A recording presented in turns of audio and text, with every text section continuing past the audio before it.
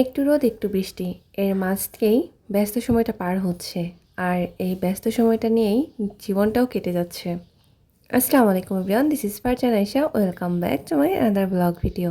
আশা করছি সবাই ভালো আছেন, আমি আলহামদুলিল্লাহ ভালো আছি। সকালটা তো আর নাস্তা দিয়ে শুরু হয় না, বিভিন্ন ব্যস্ততার মধ্যে দিয়ে শুরু হয়। এরপর হচ্ছে হালকা নাস্তা করে টুকিটাকি কাজ সেরে তারপর খাওয়া দাওয়া করে হচ্ছে ফাহাদকে গোসল করাচ্ছিল আম্মু। আরও প্রচুর কান্না করছিল। আমরা হচ্ছে আজকে নড়াইল যাব। আর এদিকে আমি আর আয়াত বসে বসে দুজনের ঘড়ি ভিডিও করছিলাম আর বাইরের দিকে দেখছিলাম। আর এদিকে হচ্ছে আম্মুর কোলে ফাহাদ। তো যাওয়ার সময় হচ্ছে আমি চারিদিকটা দেখছিলাম। আর আমাদের গ্রামের রাস্তাগুলো না আমার ভীষণ ভালো লাগে, বিশেষ করে পরিবেশটা মনোমুগ্ধকর হয়। এই জায়গাটার নাম হচ্ছে নলার বিল। আর ওই যে দুই ভাই বোন দাঁড়িয়ে আছে, ওটা হচ্ছে ছোট্ট একটা পোল। ওটা অনেক নামকরা বিল ছিল, অনেক বড় বিল।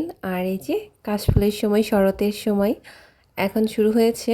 আকাশটাও খুব সুন্দর, আবার নিচে দিয়ে হালকা হালকা বৃষ্টির পানিও জমে আছে। আর এটা হচ্ছে নড়াইলের আঁকাবাঁকা সেতু, মানে যেটা হচ্ছে শেখ রাসেল সেতু। আয়াত হচ্ছে হেঁটে হেঁটে ওর দাদুভাইকে খুঁজছিল। আমরা এখন বাসায় চলে যাব। আর বাসায় যাওয়ার সময় আয়াত দেখতে পাই যে ট্রেন যাচ্ছে।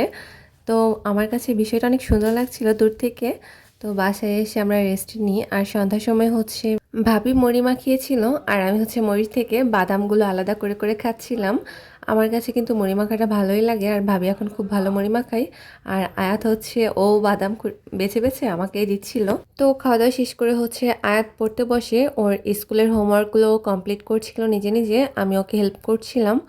আর এদিকে হচ্ছে আমি একটু দই খেতে বসি। এটা হচ্ছে হোমমেড তৈরি। তো টেস্ট করে দেখছিলাম কেমন হয়েছে। সত্যি বলতে এটা অনেক সুন্দর ছিল, পুরো পারফেক্ট একটা বিষয় ছিল। আর রুমে এসে দেখি আরুশ খান ফাহাদের সাথে গল্প করছে।